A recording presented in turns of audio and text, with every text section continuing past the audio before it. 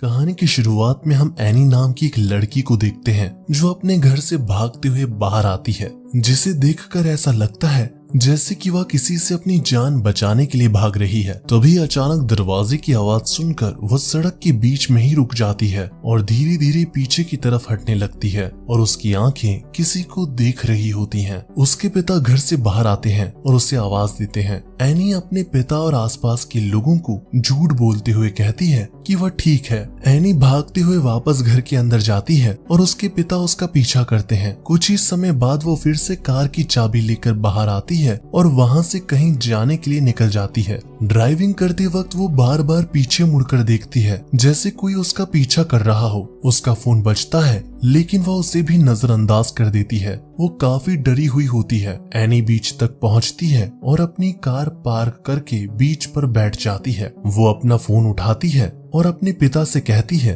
कि वह उनसे बहुत प्यार करती है। एनी भागते भागते थक चुकी थी और हार मानकर आने वाले खतरे का इंतजार कर रही थी। अगले दिन एनी की डेड बॉडी बीच पर मिलती है और उसका पैर ऊपर की तरफ मुड़ा और टूटा हुआ होता है। वहीं दूसरी तरफ जे नाम की एक लड़की को दिखाया जाता है जो स्विमिंग पूल में होती है। उसकी बहन कैली उसे अपने दोस्तों के साथ मूवी देखने के लिए कहती है, लेकिन जे मना कर देती है क्योंकि उस दिन वह किसी के साथ डेट पर जाने वाली थी। कैली के जाने के बाद जे मुस्कुराती है और अपने पड़ोस के एक लड़के को बुलाती है जो उसे स्विमिंग करते हुए देख रहा होता था। घर के अंदर कैली अपने दोस्त पॉल और यरा के साथ मूवी देख रही होती है और उसकी माँ डाइनिंग टेबल पर बैठी होती है। जय चुपचाप अपने कमरे में जाती है और अपनी डेट की तैयारी करती है। इसके बाद जय थिएटर पहुंचती है जहां वो अपने डेट ह्यूग को एक गेम सिखाती है जो वो अपनी बहन के साथ खेला करती थी। इस गेम में ह्यूग एक आदमी को चुनता है जिसके साथ वो काम करना चाहता है और जय ये अंदाजा लगाती है कि ह्यूग ने किसे चुना है। फिर जब ह्यूग के अंदाजा लगाने की बारी आती है तो वो एक लड़की की तरफ इशारा करता है जिसने पीले रंग के कपड़े पहने होते हैं, लेकिन जय को वो लड़की दिखाई नहीं देती है। ह्यूग डर जाता है और वो जय को तुरंत अपने साथ चलने के लिए कहता है। ह्यूग और जय थिएटर से निकल जाते हैं। ह्यूग कहता है कि उसे थिएटर में कुछ ठीक नहीं लग रहा था। इसके बाद वो लोग अपनी डेट जारी रखते हैं और डिनर के लिए जाते हैं। उस दिन थिएटर में जो हुआ उसके अलावा सब कुछ अच्छा था। अगले दिन जय केली के साथ घूम रही होती है और वो दोनों ह्यूग के बारे में बात करते हैं। जय ह्यूग से प्यार करती थी लेकिन थिएटर में उसके बर्ताव को लेकर परेशान थी। कैली कहती है कि ह्यूग की तबीयत ठीक नहीं होगी इसलिए उसने ऐसा बर्ताव किया होगा, लेकिन जय को शक होता है कि ह्यूग उससे कुछ छुपा रहा है। जय और कैली घर वापस आते हैं लेकिन कैली अपने पड़ोसी ग्रेग के घर चली जाती है। इसके बाद जय और ह्यूग अपनी अगली डेट पर जाते हैं।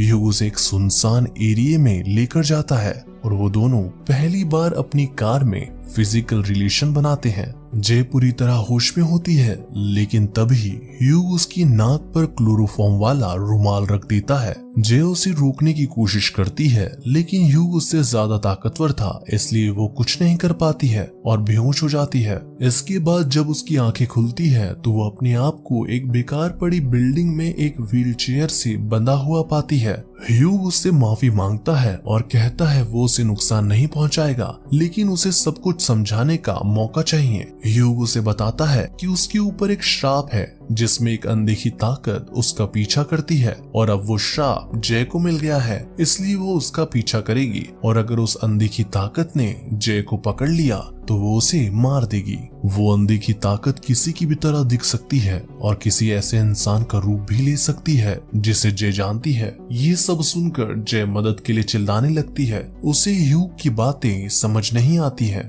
ह्यूग उसे व्हीलचेयर की मदद से बिल्डिंग के किनारे लेकर जाता है और दिखाता है कि वो अनदेखी ताकत उसकी तरफ आ रही है। जय देखती है एक औरत धीरे धीरे उस बिल्डिंग की तरफ आ रही है। ह्यूग कहता है कि उस अनदेखी ताकत से बचने के लिए जय को किसी के साथ हम बिस्तर होना होगा ताकि वो श्राप किसी और की बॉडी में चला जाए और अगर वो शक्ति जय को मार देती है तो वो वापस से ह्यूग का पीछा करेगी। जय बहुत डरी हुई होती है और रोने लगती है। ह्यूग उसे अपनी कार में वापस लेकर जाता है। दूसरी तरफ कैली अपने दोस्तों के साथ घर पर कार्ड्स खेल रही होती है। तभी वो लोग देखते हैं कि एक कार जय को सड़क के बीच में ही फेंक कर चली जाती है। वो लोग तुरंत दौड़ते हुए जय के पास आते हैं और पुलिस को कॉल करते हैं। पुलिस वहां आती है। जय काफी परेशान होती है और पुलिस उससे पूछताछ करती है कि उसके साथ क्या हुआ है। पुलिस ह्यूग को ट्रैक करने की कोशिश करती है, लेकिन वो उसे नहीं ढूंढ पाते हैं क्योंकि वो गलत नाम का इस्तेमाल कर रहा होता है। ऐसे ही दिन बीतते जाते हैं और जय अभी भी ये समझने की कोशिश कर रही होती है कि उसके साथ क्या हुआ है। एक दिन जय अपने बाथरूम में होती है कि अचानक एक बॉल बाथरूम की खिड़की पर पड़ती है, जिससे वो डर जाती है। जय खिड़की के बाहर देखती है, लेकिन वो उसकी खिड़की से झांक रहे एक पड़ोसी को नहीं देख पाती है। इसके बाद वो अपने क्लास में होती है, जहां उसकी नजर एक बूढ़ी औरत पर पड़ती है जो उसकी तरफ आ रही होती है। वो औरत आस पड़ोस की रहने वाली नहीं थी और उसके अलावा कोई उस औरत को नहीं देख रहा था। जय को ह्यूग की कही हुई बातें याद आती है कि अनदेखी ताकत उसका पीछा करेगी, और जब वो औरत को पास आते हुए देखती है तो क्लास से बाहर निकल जाती है। वो बूढ़ी औरत कॉलेज के अंदर आ जाती है और जय के करीब आ रही होती है। तब जय को पता चलता है कि वो औरत किसी और को दिखाई नहीं दे रही है। जय डर जाती है और वहां से अपनी कार में निकलकर एक आइसक्रीम शॉप में पहुंचती है, जहां कैली और पॉल काम करते हैं। जय कैली और पॉल को वो सारी बातें बताती है जो ह्यूग ने उसे बताई थी। कैली और पॉल को इन बातों पर विश्वास नहीं होता और जय को भी विश्वास नहीं हो रहा था, लेकिन पॉल उसे और कैली को उस रात अपने घर पर रहने को कहता है ताकि वो उनका ध्यान रख सके। यरा भी उस रात पॉल के घर आती है। रात को जय सो नहीं पा रही थी, इसलिए वो लिविंग रूम में पॉल के साथ मूवी देखने जाती है। वो काफी घबराई हुई होती है और ये देखकर पॉल उसे तसल्ली देता है। वो लोग अपने बचपन की बातें याद करने लगते हैं। तभी उन दोनों को किचन से खिड़की के कांच टूटने की आवाज आती है और वो लोग डर जाते हैं। पॉल किचन में चेक करने जाता है, लेकिन उसे वहां कोई दिखाई नहीं देता है। इसके बाद वो जय को वहां अकेला छोड़कर कैली को उठाने ऊपर वाले कमरे की तरफ जाता है। जय घबराई हुई किचन की तरफ जाती है और देखती है कि एक औरत उसकी तरफ आ रही है। वो जोर से चिल्लाती है और अपने कमरे में जाकर खुद को अंदर बंद कर देती है। कैली और पॉल उसे कहते हैं कि बाहर कोई नहीं है और वो उन्हें कमरे के अंदर आने देने के लिए कहते हैं। जय बहुत ज्यादा डरी हुई होती है और घबरा जाती है, लेकिन कैली उसे संभालती है। इस बीच यारा वहां आकर कमरे का दरवाजा खटखटाती है। जय कैली को दरवाजा खोलने से मना करती है, लेकिन कैली दरवाजा खोल देती है। जय यरा को अकेला देखकर शांत हो जाती है, लेकिन अचानक यरा के पीछे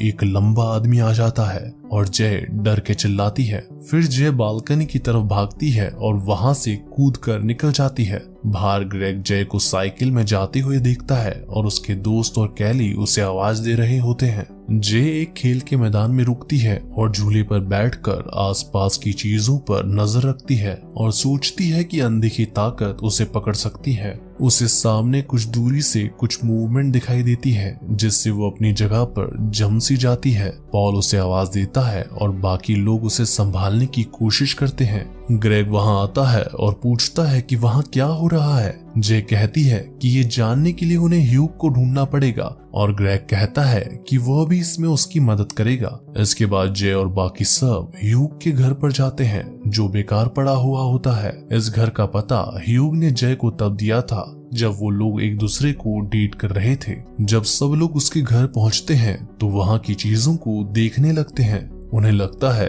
कि ह्यूग ने जरूर वहां कोई सुराग छोड़ा होगा जिससे वो ह्यूग तक पहुंच सकते हैं। वहां पॉल को एक तस्वीर मिलती है जिसमें ह्यूग एक लड़की के साथ होता है और वो तस्वीर हाई स्कूल की होती है। वो स्कूल के यूनिफॉर्म लोगों से पहचान जाते हैं कि वो कौन सा स्कूल है और वहां जाकर उन्हें पता चलता है कि ह्यूग का असली नाम जेफ रेडमंड है। कैली कहती है कि उन्हें पुलिस को बताना चाहिए, लेकिन जय कहती है कि वो खुद जेफ से बात करके अपने सवालों का जवाब पाना चाहती है। इसके बाद वो लोग जेफ के असली पते पर जाते हैं, जहां जय को जेफ की मां मिलती है। जय उसका चेहरा पहचान लेती है, क्योंकि जब उसने पहली बार उस अनदेखी ताकत को अपनी तरफ आते देखा था, तब उस ताकत ने जेफ की मां का रूप लिया था। जेफ जय से माफी मांगता है और उससे अपने बारे में और भी चीजें बताता है।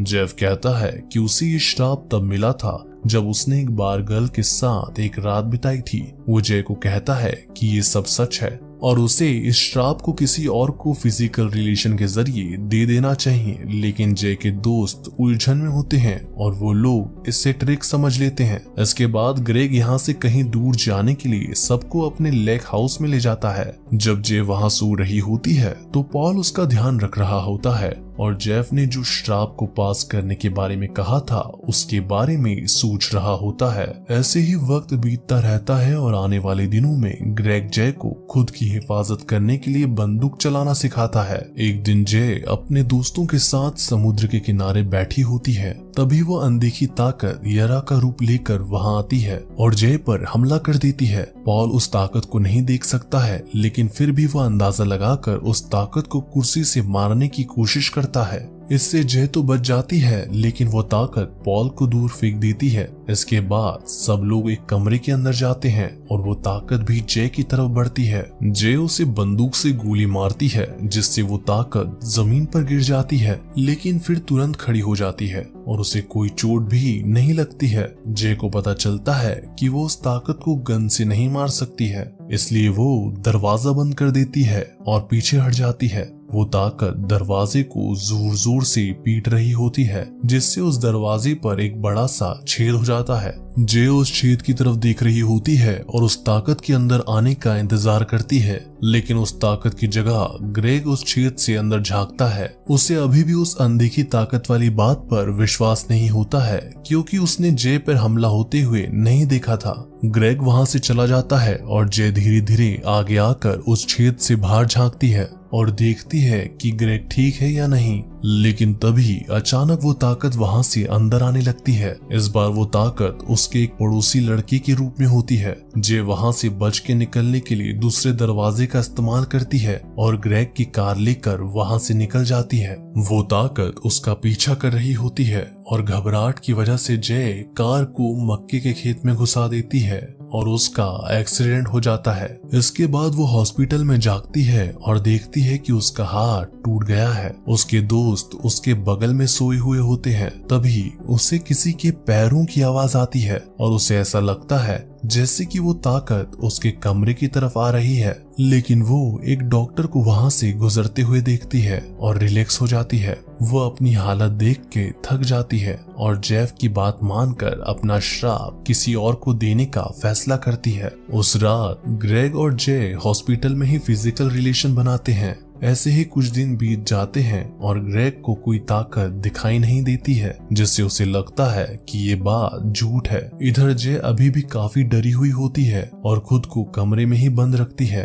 एक रात जय सोचती है कि वो ताकत वापस आ सकती है, इसलिए वो ग्रेग के घर पर अपनी खिड़की से नजर रख रही होती है। जय एक आदमी को ग्रेग के घर की तरफ जाते देखती है। वो आदमी ग्रेग के घर की खिड़की तोड़ता है और अंदर चला जाता है। जय ग्रेग को कॉल करने की कोशिश करती है, लेकिन ग्रेग फोन नहीं उठाता है। वो ग्रेग को बताने के लिए उसके घर की तरफ भागती है। वो ताकत ग्रेग के कमरे के दरवाजे को खटखटाती है और ग्रेग की माँ के रूप में होती है। इससे पहले कि जय कुछ कर पाती, वो ताकत ग्रेग पर हमला करके उसे मार देती है। जय को पता नहीं था कि वो श्राप फिर से उस पर आ गया है, इसलिए वो वहां से भागती है। उसने जो देखा था उससे वो काफी सदमे में थी और डरी हुई भी थी। जय कार लेकर बीच में जाती है और उस रात वहीं सो जाती है। अगले दिन जब वो उठती है तो वो कुछ लड़कों को बोट में देखती है और अपने कपड़े उतारने लगती है। वो अपने स्विम सूट में उन लड़कों की तरफ जाती है। इसके बाद सीन बदलता है और जय पॉल के साथ अपने घर पर होती है। पॉल उससे कहता है कि वो अपना श्राप उसे दे दे, लेकिन जय मना कर देती है। पॉल कहता है कि वो उसे पसंद करता है और पूछता है कि उसने ग्रेग को श्राप क्यों दिया। जय कहती है कि ग्रेग को कोई डर नहीं था, इसलिए उसे लगा कि ग्रेग को इससे कोई फर्क नहीं पड़ेगा और अब वो पछता रही है। पॉल उसके कमरे के आसपास देखता है और उसे उस ताकत को रोकने का एक ख्याल आता है। वो लोग जय के घर से निकल रहे होते हैं। तभी जय को घर की छत पर वो ताकत दिखाई देती है। जो उसके दादा के रूप में होती है। उस ताकत ने उस आदमी को मार दिया होता है जो बोट पर था और अब वो वापस जय के पीछे आती है। जय, पॉल, यरा और कैली एक पूल में जाते हैं जो चारों तरफ से बंद होता है। यहाँ वो ताकत का सामना करने की तैयारी करते हैं। वो लोग पूल के चारों तरफ बिजली का सामान लगा देते हैं और जय पानी में जाती है और उस अनदेखी ताकत के आने का इंतजार करती है। थोड़ी देर में बाहर मौसम खराब हो जाता है और बादल गरजने और बिजली चमकने लगती है। जय उस ताकत को पुल की तरफ आती देखती है और सबको बताती है कि वो आ गई है। उसकी आवाज से पता चलता है कि वो बहुत डरी हुई है। कैली उससे पूछती है कि वो कैसी दिखती है, लेकिन जय उसे कुछ नहीं बताती और बहुत डर जाती है। वो पुल से बाहर निकलने लगती है, लेकिन पॉल उसे बढ़ावा देते हुए पुल में तब तक रहने को कहता है जब तक वो अनदेखी ताकत उसके साथ पुल में नहीं आ जाती। लेकिन वो ताकत पुल में जाने के बजाय जय के ऊपर बिजली का सामान फेंकने लगती है। जय अपने दोस्तों की मदद करने के लिए उस अनदेखी ताकत की तरफ इशारा करके बताती है कि वो कहाँ है। वो ताकत लगातार जय की तरफ चीजें फेंक रही होती है, जिसकी वजह से जय पानी में डूबने लगती है। लेकिन वो किसी तरह पानी के ऊपर आती है और उस ताकत को देखती है जो उसके मरे हुए पिता का रूप लेकर आई होती है, और इसलिए वो कैली को नहीं बताती कि वो कैसी दिखती है। इसके बाद पॉल बंदूक लेता है और जय की तरफ निशाना लगाता है क्योंकि वो उस ताकत को नहीं देख सकता है। पॉल उस ताकत के बहुत करीब चला जाता है और वो लगभग उसे पकड़ने ही वाली होती है, लेकिन जब पॉल एक सामान को हवा में उड़ते हुए देखता है तो उस तरफ गोली चलाता है, लेकिन वो गोली उस ताकत को लगने के बजाय यरा के पैर में लग जाती है। वो ताकत अभी भी जय के ऊपर बिजली के सामान को फेंक रही होती है, जिससे जय के हाथ में चोट लग जाती है। कैली पॉल की हेल्प करने के लिए एक कंबल लेती है और उसे उस ताकत की तरफ फेंकती है और वो कंबल उस ताकत के ऊपर जाता है, जिससे पॉल को पता चल जाता है कि वो ताकत कहाँ है। पॉल इसका फायदा उठाकर उस ताकत के सिर पर गोली चलाता है और वो ताकत पुल में गिर जाती है। इसके बाद जय तुरंत पुल से बाहर निकलने के लिए किनारे की तरफ स्विम करते हुए जाती है, पर वो ताकत उसका पैर पकड़ लेती है और उसे नीचे की तरफ खींचती है। पॉल उस ताकत की तरफ अंदाजा लगाते हुए लगातार गोली चलाता रहता है और एक बार फिर से गोली उस ताकत के सिर पर लगती है और वो जय को छोड़ देती है। जय पुल से बाहर निकलती है। पॉल उसे देखने को कहता है कि वो ताकत जिंदा है या नहीं। जय ध्यान से पुल के अंदर झांक कर देखती है और उसे पुल में खून दिखाई देता है, जिससे पूरे पुल का पानी लाल हो जाता है। उस रात पॉल और जय एक दूसरे के साथ फिजिकल रिलेशन बनाते हैं। जब जय सो जाती है तो पॉल बाहर जाता है और उसे कुछ वेश्याएं दिखती हैं। पॉल को आइडिया आता है कि अगर वो ताकत जिंदा है तो वो उस श्राप को उस वेश्या को पास कर सकता है। सीन बदलता है और पॉल जय के साथ होता है। दोनों एक दूसरे का हाथ पकड़ के उस पल को एंजॉय कर रहे होते हैं, लेकिन इस बात से अनजान होते हैं कि कोई उनके पीछे आ रहा है।